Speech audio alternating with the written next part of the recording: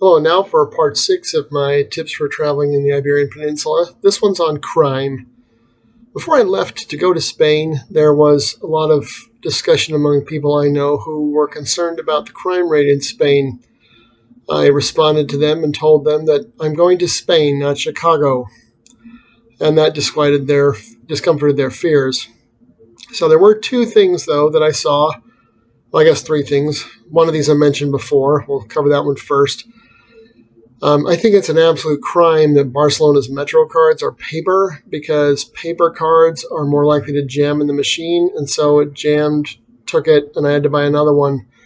In order to get in touch with anybody, you have to go down on the platform or call them, and people in Barcelona are not known for their English-speaking ability. So if you lose one, basically, tough luck. So I had to buy another one. Number 2, crime. Also Barcelona. The only crime I actually observed was in Barcelona on the metro. Don't remember where exactly which trip it was, but a guy had his cell phone stolen right out of his hand. And in reality, it's his fault. He'd stepped into the metro, and let's say this is the door. He's standing there like this with it's just inside the door, paying attention to it, and someone comes up and just takes it right out of his hand as the door is closing. That is the only crime I actually saw while I was in Spain. Again, Barcelona, crime. In Barcelona, I was propositioned frequently at night for the purchase of items and pleasurable company which are probably illegal. I think in one time in Madrid that happened, but because of where I was staying, I wasn't in town late at night.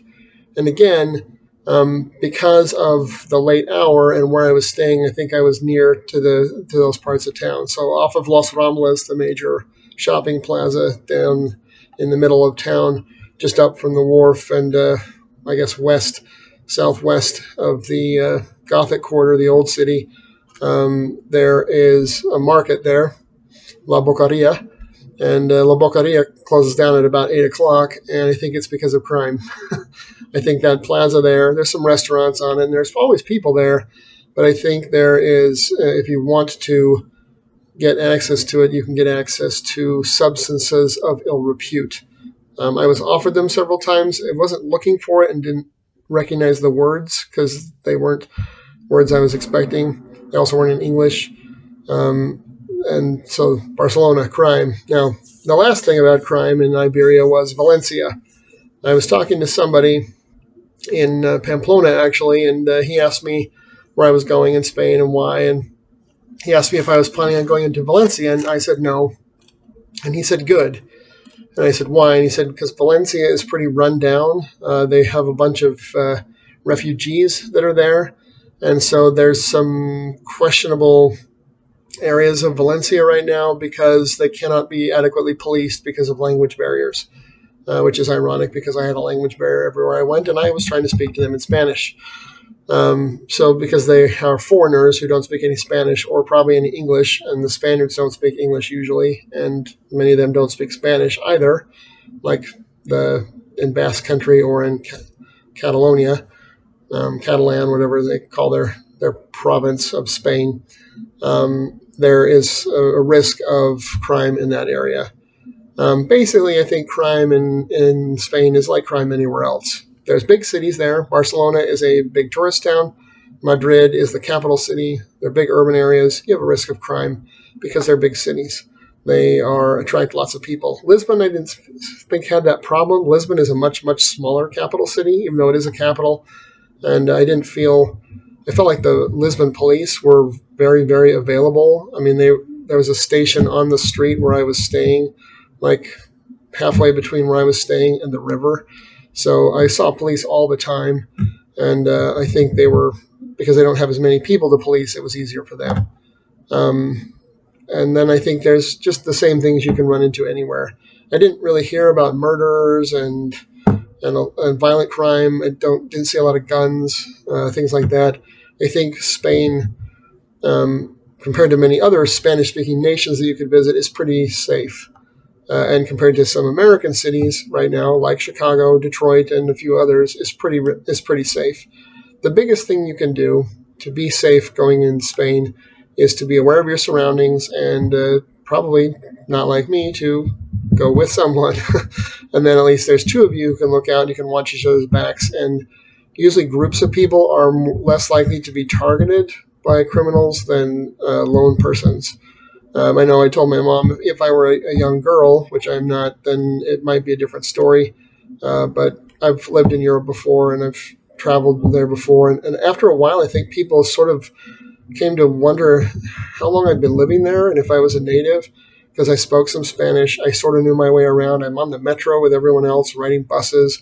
I'm in parts of town that tourists don't usually go to. I mean, I was at the universities, and there's foreigners there usually, but I think that they came to realize that I may not actually be a tourist, and therefore I was not maybe the same kind of a target. So if you don't look like a tourist, then maybe you can dissuade a lot of would-be criminals from viewing you as a victim. So Spain is relatively safe. Portugal is probably even more safe. The biggest thing I found about Spain is, in terms of other crime, is masks were still mandatory on the public transportation, but I would guess somewhere between 60 and 80% of those riding were not wearing masks. I wore one because I was trying not to have any problems with the government, but when I left the country, Customs was super annoyed that I had gotten into Spain without taking a test for the thing we're not supposed to say on YouTube, that disease. And I told them I rode the bus over the border from Portugal and no one asked me.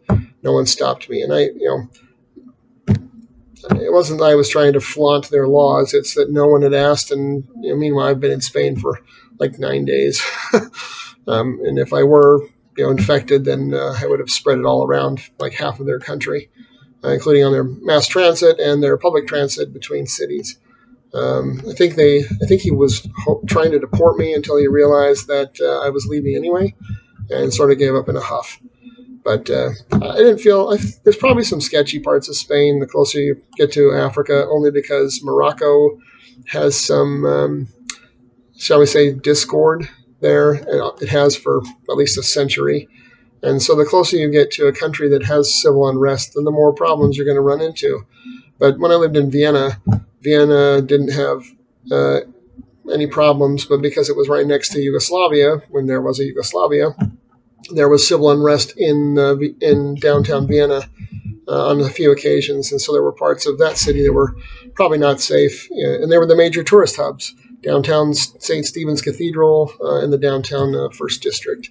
So I think anything can happen anywhere, but as far as safety concerns, I don't think that there's any particular reason to be worried about Spain. Again, anytime you travel, look for travel advisories. The government probably over-exaggerates them, but if it does say it's dangerous, then you should probably figure that you should probably pick somewhere else to go. For my part, I didn't feel that their cautionary notes were sufficient impetus to warrant any kind of hesitation in my trip. Judge for yourself, err on the side of caution, and if in doubt, go somewhere else. We'll talk about that in another episode.